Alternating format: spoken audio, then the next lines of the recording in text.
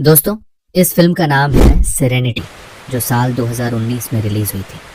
इसकी कहानी में एक रहस्यमयी द्वीप होता है जहां पर डिल नाम का एक आदमी फंसा हुआ है। वो ये जानने की कोशिश करता है कि वह इस द्वीप पर आया कैसे और कब, क्योंकि यहां से बाहर जाने का कोई रास्ता नहीं था। समझने के लिए अंत तक जरूर देखें। फिल्म की कहानी शुरू होती है तो हम देखते हैं डिल को, जो इस कहानी का मुख्य किरदार है। डिल के पास एक बोट है और उसे मछली पकड़ने का बहुत शौक है। डिल प्लाईमाउथ नामक एक द्वीप पर रहता है। पैसा कमाने के लिए अक्सर वह कुछ टूरिस्ट को मछली पकड़ने के लिए लेकर जाता। डिल उनके लिए रॉड सेट करता और टूरिस्ट खुद मछली पकड़ते, जिससे उन्हें बहुत खुशी होती थी। इसके बदले में डिल को कुछ पैसे मिलते थे। आज भी डिल और उसका साथी दो टूरिस्ट के साथ हैं जिन्होंने मछली पकड़ने के लिए पैसे दिए थे। लेकिन आज कुछ अलग होता है। जब मछली पास आई तो डिल अपने क्लाइंट को रॉड देने से इनकार कर देता है। असल में डिल काफी समय से एक खास मछली को पकड़ने में लगा था और आज शायद वो मछली उसके हाथ आ जाती। रॉड न देने पर वो टूरिस्ट गुस्सा हो जाते हैं, मगर डिल उन्हें चाकू दिखाकर चुप कर देता है। बदकिस्मती से इतनी कोशिशों के बावजूद वो टूना मछली उसके हाथ नहीं आती। अब उन्हें इन टूरिस्ट को पैसे भी वापस देने थे। हालांकि डिल के लिए ये कोई बड़ी बात नहीं थी, लेकिन ड्यूक बहुत निराश था क्योंकि उसे अपनी पोती की यूनिवर्सिटी की फीस भरनी थी। डिल उससे वादा करता है कि वह उसे पैसे दे देगा। इसके बाद वह अपनी दोस्त डायना से मिलने गया। डायना उसे कुछ पैसे देती है जब वह उसके साथ समय बिताता है। डिल उससे उसके बेटे के बारे में पूछता है। उसे भी बोट्स और फिशिंग का बहुत शौक था। दरअसल डिल चाहता था कि वह ड्यूक को जाने दे ताकि वह किसी ऐसी जगह काम कर सके जहां उसे अच्छे पैसे मिले। इसके बाद वह एक बार में जाता है। बारटेंडर से बातचीत के दौरान हमें पता चलता है कि यहाँ के लोगों को एक दूसरे के बारे में छोटी से छोटी बात भी पता होती है। अब ऐसा क्यों है, ये हम आगे जानेंगे। बारटेंडर कहता है कि तुमने 4 बार उस मछली को पकड़ने की कोशिश की है, तुम्हें उसे कोई नाम देना चाहिए। तो डिल कहता है कि उसका नाम जस्टिस है। रात में वह ड्यूक को पैसे देने गया और बताता है कि कल हम दोबारा समुद्र में जाएंगे। ड्यूक पूछता है कि हमारे साथ कितने क्लाइंट्स जा रहे हैं, तो डील बताता है कि हम अकेले जाएंगे क्योंकि वह किसी भी हालत में उस मछली को पकड़ना चाहता था। ड्यूक को उसका फैसला सही नहीं लगता क्योंकि इसमें उनके पैसे लग रहे थे। रात को डील जब अपने घर में था तो उसे अपने बेटे की याद आती है, जो तलाक के बाद अब उसकी पत्नी के पास है। उसे भी अपने पिता की तरह फिशिंग का बहुत शौक था। अगले दिन वह ड्यूक के साथ बोट लेकर समुद्र में गया। पूरा दिन इंतजार करने के बावजूद भी उन्हें वो मछली नहीं मिल सकी, जिससे डिल बहुत निराश था। वापस आने पर वो ड्यूक से कहता है कि तुम मेरे लिए बैड लक हो। जब से तुम्हारी पत्नी मरी है तब से तुम्हारी किस्मत ही खराब है। ये सुनकर ड्यूक को बहुत बुरा लगता है और वो गुस्से में अपना सामान लेकर वहां से चला जाता। लेकिन दरअसल डील ने यह जानबूझकर किया था ताकि ड्यूक कहीं और काम ढूंढ ले। रात में बार आने पर बारटेंडर उसे समझाता है कि वो उस मछली को पकड़ने की जिद छोड़ दे, लेकिन डिल उसकी बात नहीं सुनता। तभी उससे मिलने वहां कैरेन आती है, जो दरअसल डिल की एक्स वाइफ है। डिल जानता था कि वो यहाँ किसी मकसद से आई है। अपनी बोट पर ले जाने के बाद वो उससे पूछता है, तुम्हें मुझसे क्या चाहिए। उनकी बातों से हमें पता चलता है कि डिल पहले आर्मी में था, किसी कारण उसने वो नौकरी छोड़ दी। कैरेन कहती है कि तुम ठीक थे और मैं गलत। दरअसल डील से तलाक लेने के बाद कैरेन ने फ्रैंक से शादी कर ली थी। फ्रैंक एक अमीर इंसान था, मगर अच्छा इंसान नहीं था। वो कैरेन को मारता और हमेशा उस पर नजर रखता। उसका पागलपन और भी बढ़ गया है। डिल उससे अपने बेटे पैट्रिक के बारे में पूछता है तो कैरेन रोने लगती है। वो कहती है कि पैट्रिक हमेशा सहमा हुआ अपने कमरे में रहता है। उसे ये सब सुनना न पड़े इसलिए वो पूरा दिन कंप्यूटर पर गेम्स खेलता है। उसके टीचर्स का कहना है कि वह बहुत होशियार है, लेकिन अब वह बहुत चुप चुप रहता है। डिल कहता है कि तुम उससे तलाक ले लो, तो कैरेन कहती है मैं ऐसा नहीं कर सकती, वो मुझे मार देगा, और इसीलिए वो यहाँ आई थी। दरअसल वह चाहती थी कि वो और डिल मिलकर फ्रैंक को मार दें। वो उसे मछली पकड़ने के बहाने बोट पर लाएगी और इस काम के लिए वह उसे $10 मिलियन देने के लिए भी तैयार थी। लेकिन डिल इस पर मना कर देता है क्योंकि वह किसी को मारना नहीं चाहता था। कैरेन के जाने के बाद एक सूट पहने आदमी डिल को ढूंढते हुए आता है। दरअसल वो कई दिनों से डील पर नजर रख रहा था, मगर वो डील से मिल नहीं पाता। अगली सुबह जब डिल समुद्र में नहाने गया तो उसे अपने बेटे की आवाज सुनाई दी और एक पल के लिए उसे उसका चेहरा भी दिखाई दिया। इस बीच हमें फ्रैंक और कैरन के चिल्लाने की आवाजें सुनाई देती हैं। हम पैट्रिक को देखते हैं जो अपने कमरे में था, यानी इन बाप बेटे के बीच कुछ तो कनेक्शन है। खैर, उधर कैरन का पति फ्रैंक होटल पहुंच गया था जहां कैरन रुकी थी। उसे देखकर कैरन घबरा जाती है क्योंकि वो 2 दिन बाद आने वाला था। आते ही वो कैरन को टॉर्चर करता है। अगले दिन डिल एक लोकल शॉप से फिशिंग का सामान लेने गया। तब वहां काम करने वाली औरत उसे बताती है कि लोग फ्रैंक को लेकर चर्चा कर रहे हैं कि वो 1 घंटे तक अपनी पत्नी को बेल्ट से मारता रहा और कैरन के मुंह से आवाज तक नहीं निकली। डिल इस बारे में बात किए बिना वहां से चला गया। बोट के पास आने पर उसने देखा कि फ्रैंक कैरन के साथ उसका इंतजार कर रहा था। फ्रैंक कहता है, मेरी पत्नी ने बताया कि तुम हमें फिशिंग पर नहीं ले जाओगे। डिल कहता है, मैंने कुछ नियमों का उल्लंघन किया है, इसलिए मैं किसी को अकेले बोट पर नहीं ले जा सकता। फ्रैंक कहता है, इस छोटे से आइलैंड पर कानून पैसों के आगे हार जाता है, तो तुम इस बात की फिक्र मत करो। लेकिन डिल फिर भी इसके लिए नहीं मानता। तब फ्रैंक कहता है, हर आदमी की कोई कीमत होती है। मैं कल यहाँ आऊंगा और तुम मुझे फिशिंग पर ले जाओगे। इसके बाद वह वहां से जाने लगता है। इस बीच वही अनजान आदमी डील को ढूंढते हुए उसके पास आता है, लेकिन इस बार भी डील उसकी बात सुने बिना वहां से निकल जाता है। वो आदमी अपनी घड़ी देखकर कहता है, मैं 20 सेकंड लेट हो गया, कुछ तो गड़बड़ है। बाद में डिल एक मछली बेचने जाता है जहां कार्लोस उसे बताता है कि तुम्हें कोई ढूंढ रहा था, लेकिन डिल को इसमें कोई दिलचस्पी नहीं होती। फिर वह डायना के बिल्ली को देने जाता है जो गुम हो गई थी।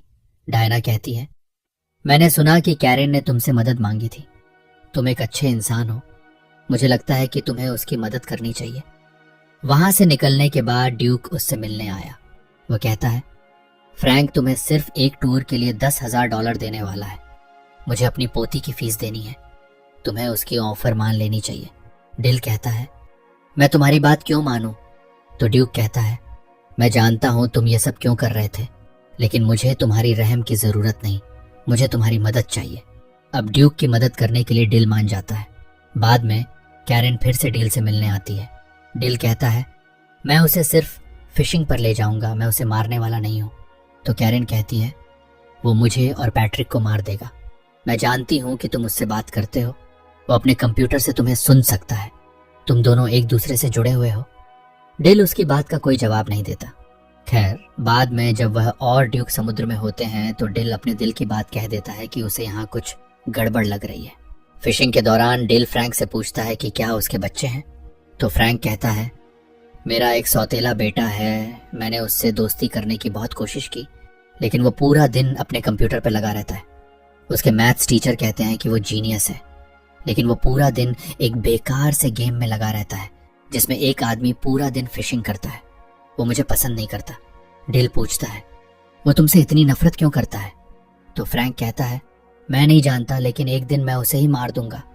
ये सुनकर डिल को गुस्सा आ जाता है, लेकिन इससे पहले कि वो कुछ करता, उनके हुक में एक बहुत बड़ी शार्क फंस जाती है और वो लोग उसे पकड़ने में लग गए। खैर, वापस आने के बाद डिल कहता है कि कल हम दोबारा से जाएंगे। कैरन को मौका मिल जाता है बात करने का, इसलिए वो डील को फिर से ऑफर करती है कि वह फ्रैंक को मार दे। कैरन कहती है कि पैट्रिक भी यही चाहता है। ये सुनकर डिल सोच में पड़ जाता है। ड्यूक ने भी उनकी बातें सुन ली थी। वह डील से पूछता है, क्या तुम उन लोगों को जानते हो? तो डील कहता है, वो मेरी एक्स वाइफ है। आर्मी में नौकरी के दौरान मैं एक जंग पर गया था। वहां से लौटने के बाद मुझे पता चला कि वो फ्रैंक के पास जा चुकी है। ड्यूक उसे सलाह देता है कि हालात चाहे जैसे भी हों, उसे किसी को मारना नहीं चाहिए। रात को डील कैरन से मिला और अब वह इस बात के लिए राजी हुआ कि वह फ्रैंक को मारेगा। उसे बस पैसे चाहिए। वह ये सब प्यार व्यार के लिए नहीं कर रहा।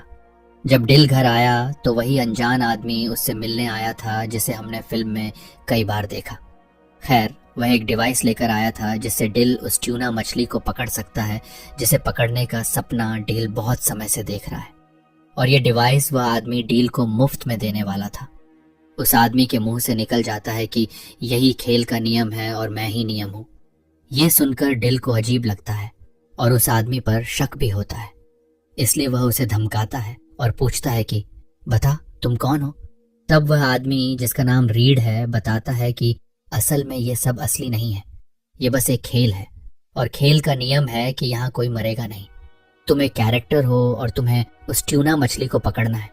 डील को उसकी बातों पर विश्वास तो नहीं होता, मगर इस जगह को लेकर उसे हमेशा शक रहता था। उसे याद ही नहीं था कि वह कब यहाँ आया और कितने समय से यहाँ है। वैसे यहाँ दर्शक ये जान जाते हैं कि ये खेल शायद उसके बेटे ने ही डिजाइन किया है, मगर क्यों और किस लिए?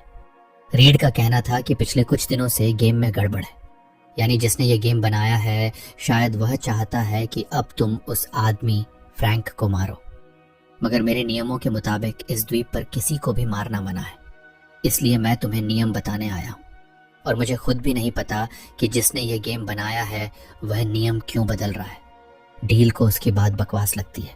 अगली सुबह डील ने महसूस किया कि वह अलार्म से पहले उठ नहीं पाता, जो इस बात की ओर इशारा करता है कि शायद सच में वह किसी गेम में है। हर जगह उसे बस एक ही बात सुनने को मिल रही थी, जाओ और उस मछली को पकड़ो। डिल याद करने की कोशिश करता है कि आखिर वह इस द्वीप पर आया क्यों और कब, मगर उसे अपने दिमाग में ऐसी कोई भी याद नहीं मिलती। वह अपनी गाड़ी में बैठकर काफी आगे निकल जाता है और अब उसे महसूस होने लगता है कि यह सब सच नहीं है। वह खुद से बातें कर रहा था।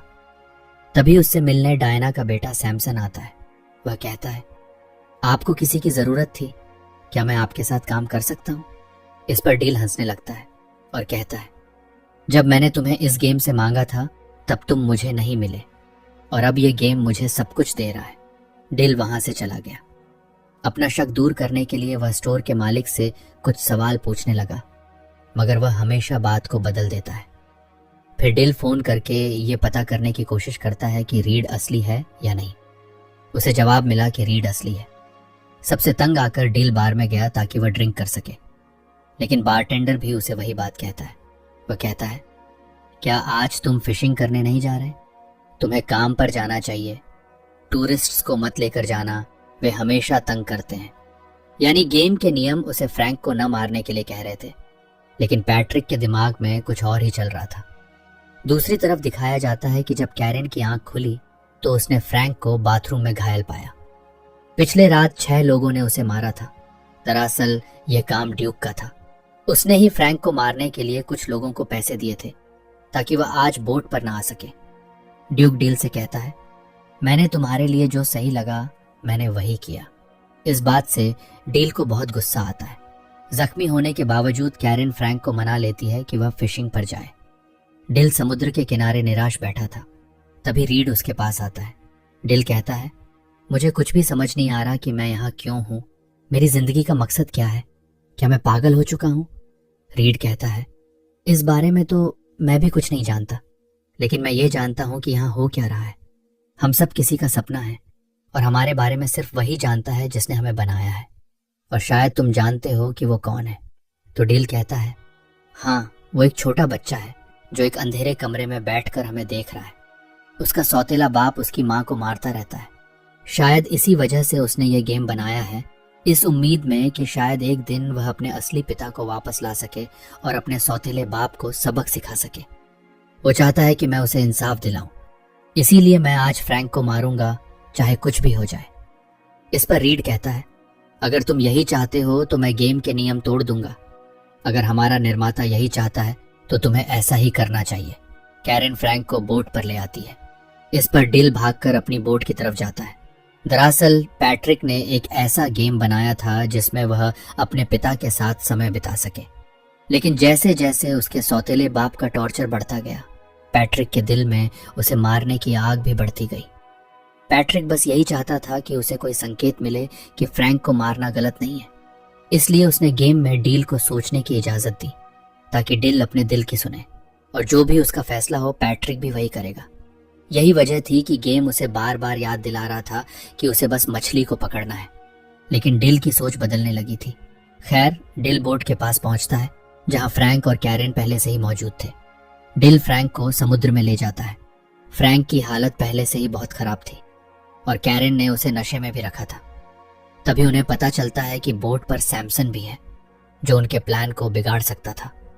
लेकिन अंत में जब डिल ने रॉड फ्रैंक के हाथ में थमा दी तो शार्क उसे समुद्र में खींच लेती है और उसका अंत हो जाता है।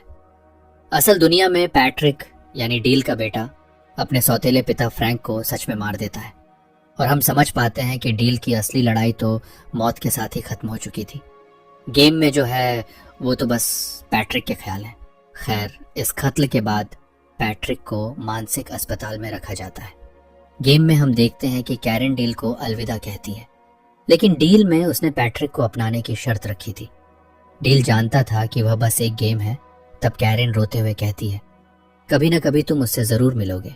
तभी कैरन वहां से गायब हो जाती है और डील के पास एक फोन पर कॉल आता है। कॉल की दूसरी तरफ पैट्रिक था। उसकी आवाज सुनकर डील भावुक हो जाता है। पैट्रिक कहता है, मैंने कुछ बहुत गलत किया है। तो डील उसे समझाता है, तुमने जो भी किया अच्छे के लिए किया। पैट्रिक कहता है, मैं मेरी गेम में कुछ बदलाव करूंगा ताकि मैं तुमसे मिल सकूं। डील बहुत खुश हो जाता है और कहता है, मैं तुम्हारा इंतजार करूंगा। कॉल कटने के बाद डील देखता है कि वहां सब कुछ बदल रहा है और अगले ही पल हम देखते हैं कि पैट्रिक भी गेम में है। वह डील से मिलने के लिए बोट की तरफ भाग रहा है। उसे देखकर डील बहुत खुश होता है। दोनों एक दूसरे को गले लगाते हैं। गेम में ही सही, लेकिन पैट्रिक अपने पिता के साथ था। और यहीं पर फिल्म का अंत होता है दोस्तों।